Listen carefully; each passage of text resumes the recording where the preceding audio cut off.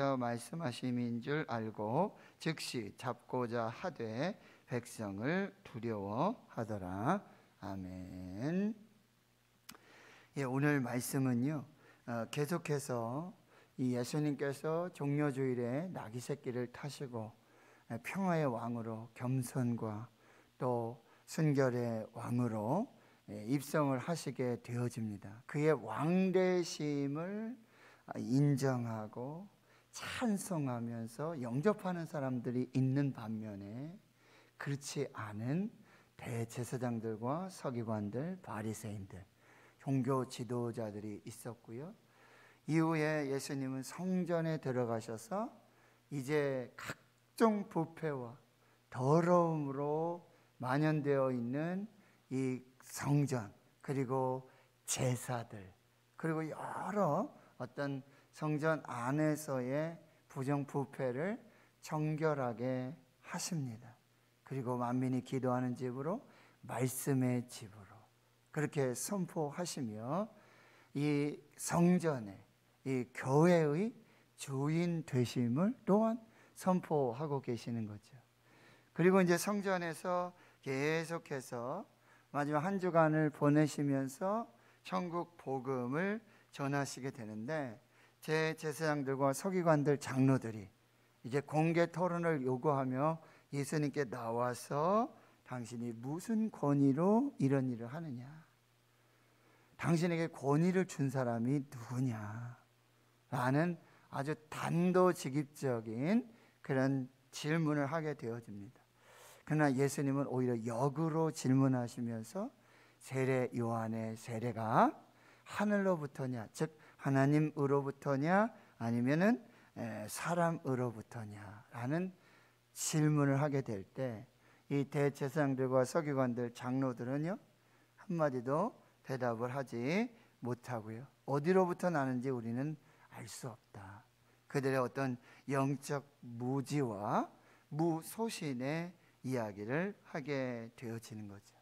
그러면서 예수님은 나도 역시 무슨 권위로 이런 일을 하는지 너에게 이르지 아니하리라 라고 말씀하시며 그 말 끝에 오늘 9절에 또 한 가지 비유를 말씀하십니다. 한 사람이 있어요. 이 사람은 이제 주인입니다. 주인, 오너를 말하는 거예요. 한 주인이 포도원을 만들었어요. 그리고는 이 포도원을 경작할 농부들, 여기 농부들이라고 했지만 사실은 소작농들이죠. 주인은 따로 있고, 그리고 포도원을 이제 관리하는 소작농들, 농부들을 이제 고용을 하고 세를 주고는요 타국에 가서 오랫동안 있다가, 이제 이 오랫동안이라는 충분한 시간이에요. 포도원을 만들고 뭐 바로 소득을 바로 얻을 수는 없지만 1년, 2년, 3년, 적어도 3년이 지나면 이제 소출을 얻을 수 있는 충분한 시간이 된 거죠. 그러니까 이제는 자신의 종들을 또 농부들에게, 이 소작농들에게 또 보내가지고는 그 세를, 소출 중에 얼마를, 이 전부를 달라는 얘기도 아니에요. 그런데 주인은 이 한 주인이지 않습니까? 그 포도원 주인이고, 그 소작농들을 고용한 사람도 주인이고, 그 소출 다 달라는 것도 아니에요. 얼마를 세로 받으려고 종을 보냈는데 이 종들을요 때리고 거저 보냅니다. 여기 몹시 때리다라는 표현은 이 가죽이 벗겨질 정도로, 아주 피가 날 정도로 그렇게 이 종을 때리고. 근데 참 이 종들이, 농부들이 아주 악한 일을 하고 있는 거죠. 근데 다시 두 번째로 종을 보내지만 똑같습니다. 세 번째로 다시 또 종을 보내요. 그래서 똑같은 일들이 벌어지게 되어집니다. 13절에 포도원 주인이 이러면 어떻게 하겠고, 더 이상 종은 안 되겠고 내 사랑하는 아들을 보내겠다. 아들 보내겠다. 그러면 이 농부들이 존대할 것이다. 그런데 농부들은요 또 기가 막힌 이 음모를 꾸미고 있습니다. 여기 보시면은 그를 보고 서로 의논하여 이르되 이는 상속자니. 그렇죠, 주인의 아들 상속자니. 우리가 죽이고 그 유산을 우리의 것으로 만들자. 이제 아주 세를 받아서 자기 마음대로, 이 포도원 관리도 자기 마음대로, 주인이 없으니까. 그 주인이 없으면 그렇게 해도 된다는 얘기가 아니라, 그렇죠? 그리고 이 유산을 이제는 완전히 자기의, 이런 걸 뭐라 그러죠? 날강도라 그러는 거예요.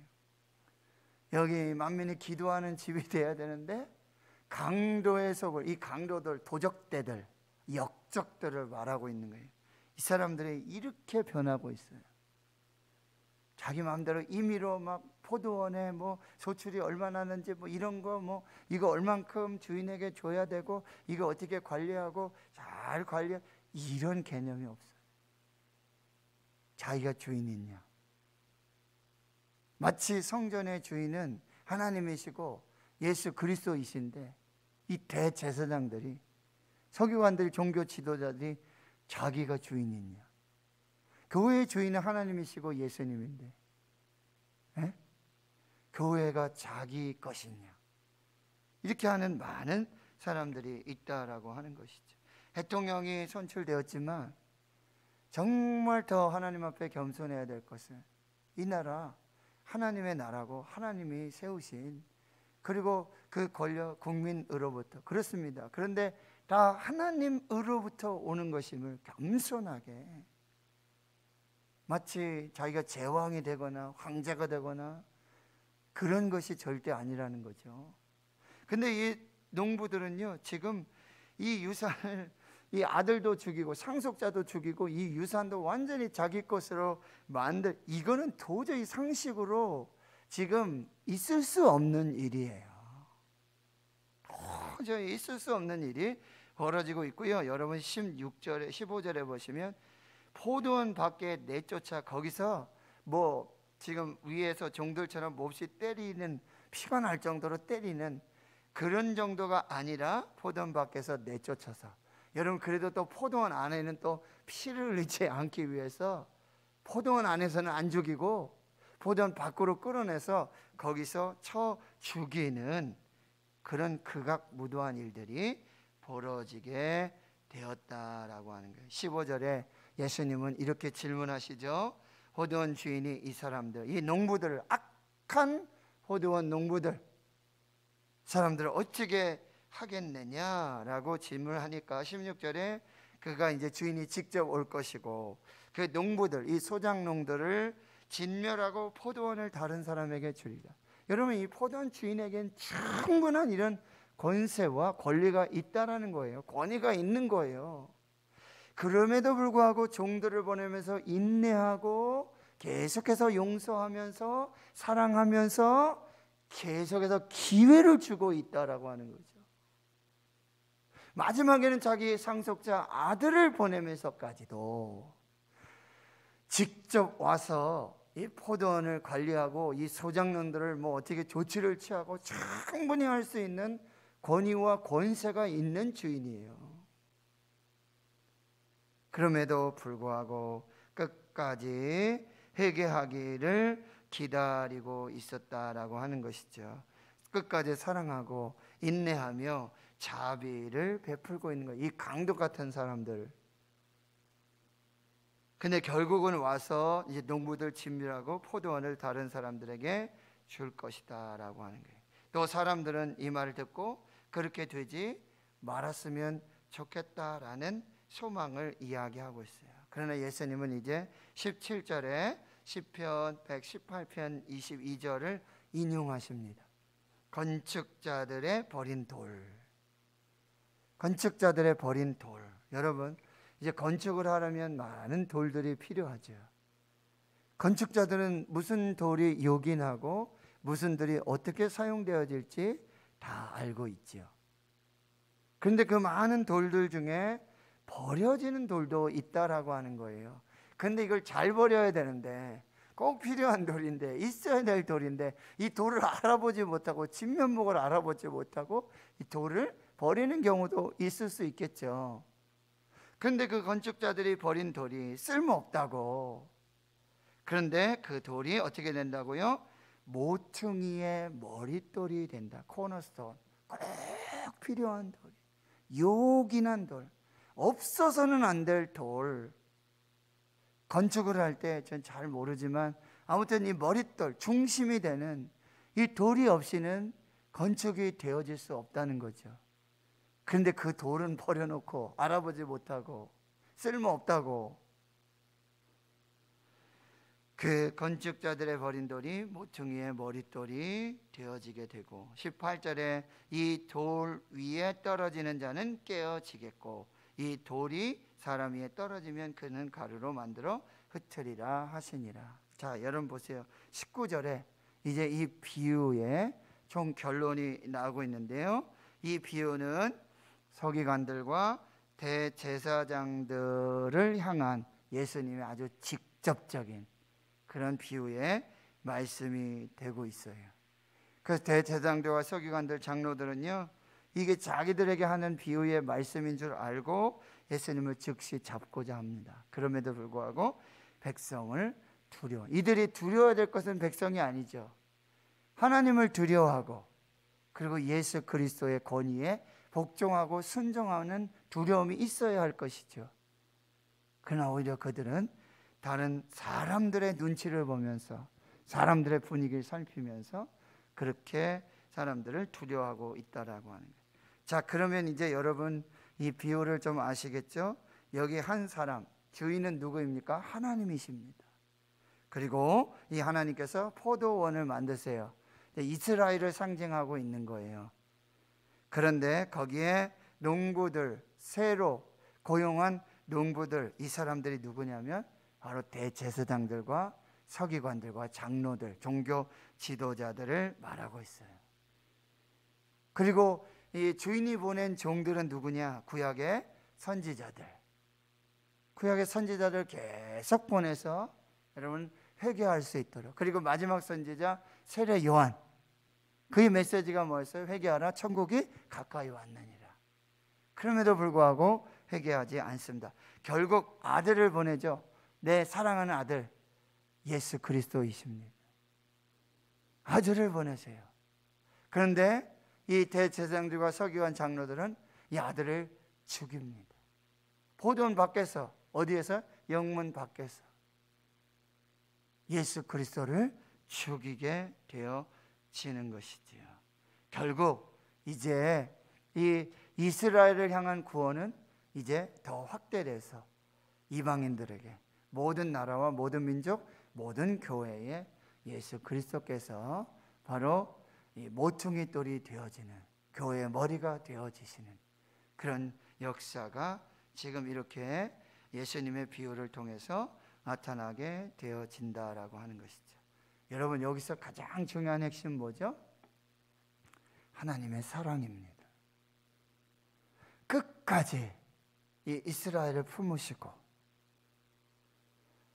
하나님을 그 권위에 복종하지 않고 순종하지 않고 믿지 않는 그들을 끝까지 사랑하시는, 인내하시고 포기하지 않으시는 하나님의 사랑이라고 한다는 거예요. 그래서 그 사랑은 마지막까지 기회를 줘요. 아들을 보내기까지.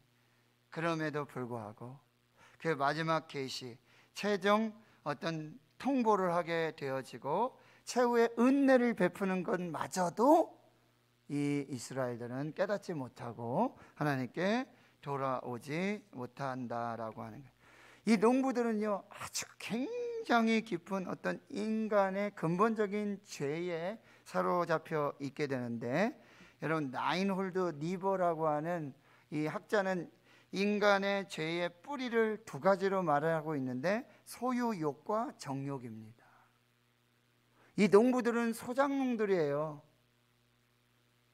자기 것이 아니라는 거예요, 절대. 그런데 자기 것이 아닌데 자기 것으로 소유하고자 하는 그 정욕을 말. 성경은요, 탐심은 곧 우상 숭배라고 얘기했어요. 육신의 정욕, 안목의 정욕, 이생의 정욕을 따라 살아가는 인간의 모습을 보여주고 있는 것이지요. 사랑하는 성도 여러분, 우리가 하나님 앞에서 하나님의 주인 되심과 하나님의 왕 되심과 하나님의 주권을 인정하고 고백하며 그 관계 아래서 내 것이 아무것도 없어요. 다 하나님의 것이고 하나님이 주셔서 누리게 하시는 것이고 사용하게 하시는 것이에요. 그럼에도 불구하고 그 소유욕과 정욕과 탐심으로 가득한 인간의 죄의 본성을 말해주는데, 바로 이것은 뭐예요? 창세기 3장의 선악과 이야기예요. 하나님과의 관계, 그리고 소유권 다툼이에요. 하나님 분명히 말씀하십니다. 이 선악과 먹지 말라. 먹으면 죽는다.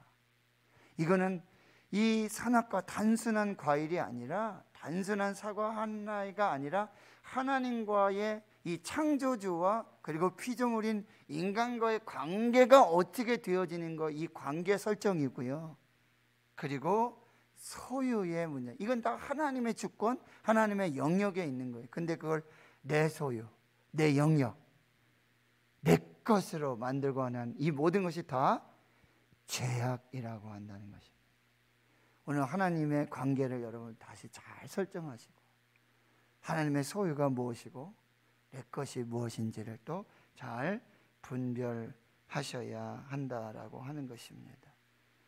건축자의 버린 돌, 예수 그리스도께서 모퉁이의 머릿돌이 되심을 꼭 기억하시고, 로마서 5장 8절에 우리가 아직 죄인 되었을 때 하나님께서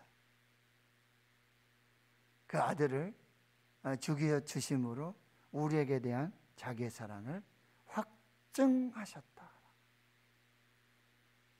이 하나님의 사랑, 이 인내와 포기하지 않은 그 사랑을 여러분 꼭 기억하시고, 계속해서 우리에게 뭐요? 회개하고 돌아오기를 기다리고 계신다는 거예요. 베드로후서 3장 9절에 주의 약속은 어떤 이들이 더딘다고 생각하는 것 같이 더딘 것이 아니라 오직 주께서는 너희에 대해 오래 참으시고, 그리고 아무도 멸망하지 아니하고 다 회개하기에 이르기를 원하시느니라 라고 말씀해 주고 있습니다. 조금 오래된 드라마 중에 하나, 배우 김혜자 여러분 아시죠? 눈이 부시게라는 드라마가 있었어요. 근데 이 주인공은 이제 나이가 들어서 치매, 알츠하이머병을 앓게 되는데, 그에게 아들이 하나 있는데, 이 어머니는 남편이 일찍 죽고 아들 하나를 이렇게 기르고 있는데 아들이 교통사고를 당해, 어려서. 그런데 이제 이 엄마는 이 아들이 안타깝기도 하지만 그래도 좀 강하게 키우려고 늦잠을 자고 있는 이 아들을 깨워서 학교 보내고, 또 아프다고 막 핑계대고 그래도 약을 먹여서 좀 극성스러운 그런 엄마, 어쩌면 좀 매몰찬 그런 엄마. 아들이 장애도 있으니까 또 조금 더 이렇게 돌봐주고 그럴 수 있지만, 그런데 이 아들은 그게 너무 섭섭한 거예요. 엄마가 이제 하는 그런 것이. 그 이제 아들도 자라고 결혼을 하고 엄마도 이제 연세가 드시고 하니까 결국 치매가 와서 요양병원에 이제 들어가십니다. 그 다음에도 뭐 아들을 보고 엄마가 이렇게 대면대면하고 뭐 그런 생활들이 이루어지는데, 어느 날 갑자기 요양병원에서 전화가 왔어요. 엄마가 사라졌다는 거예요. 눈이 오는 날인데. 그래서 병원 관계자들과 또 이 아들 부부 내외가 이 어머니를 병원을 막 돌아다니며 찾는데, 이제 눈은 내리는데 어머니가 저기 계시는데 어머니가 빗자루를 가지고 그 눈을 이렇게 쓰시는 거예요. 그래가지고는 왜 엄마 여기 와서 지금 뒤로 눈을 쓸고 계시냐고 하니까, 이 어머니가 굉장히 아주 치매도 있으신데 아주 밝고 해맑은 모습으로 우리 아들 학교 가야 되는데 우리 아들 넘어지지 않도록, 눈길에 넘어지지 않도록 내가 이 눈을 쓸고 있다라는 거예요. 근데 그때 이 아들에게 이 어릴 적 이 일들이 떠오르게 되는데, 눈만 오면, 그 마을에 눈만 오면 다른 곳엔 눈이 그대로 쌓여 있는데 자기 집 앞에는 눈이 항상 쓰러져 있었다는 거예요. 깨끗하게. 그 주인공은 알지 못했어요. 아들은 이 옆집 아저씨가 치우는가? 그러고는 이렇게 다녔는데 알고 봤더니 어머니가 그렇게 눈이 오는 날마다 다리가 불편한 이 아들을 위해서 아무 소리 없이 그 눈을 그렇게 쓸었다는 이야기이죠. 오늘 본문은 우리는 하나님의 사랑, 그 크신 하나님의 사랑, 우리에게 참아주시고 인내해 주시고 끝까지 사랑하시고 포기하지 아니하시고 마지막까지 기회를 주시는 하나님의 사랑, 우리가 다시 한번 마음에 새기고요. 하나님의 왕되심, 주되심, 주인 되심을 인정하며 하나님 안에서, 예수 안에서 하나님이 주시는 이 관계를 여러분이 잘, 그리고 모든 것의 주인은 하나님이심을 고백하며 오늘도 하나님 안에서 믿음으로 그 사랑에 감사하고 감격하며 살아가시는 저와 여러분 될 수 있기를 주의 이름으로 축원합니다. 하나님 감사합니다. 오늘도 우리에게 말씀하시니 감사합니다. 하나님이 주시는 성령을 통해서 주시는 이 세미한 음성을 듣게 하여 주시옵소서. 하나님이 우리를 어떻게 사랑하시는지, 얼마만큼 사랑하시는지 끝까지 인내하시고 포기하지 아니하시고 마지막까지 기회를 주시며 모든 사람들이 다 회개하기에 이르기를 원하시는 하나님의 사랑 안에 우리가 거할 수 있도록, 그 사랑 안에 감사하고 찬양할 수 있도록 성령님 인도해 주시옵소서. 이제는 우리 구주 예수 그리스도의 은혜와 하나님 아버지의 무한하신 사랑하심과 성령의 내주 교통 충만하심이 이제로부터 영원토록 함께 하시옵기를 간절히 축원하옵나이다. 아멘. 오늘 말씀을 또 마음에 새기시고 기도해 주시고요.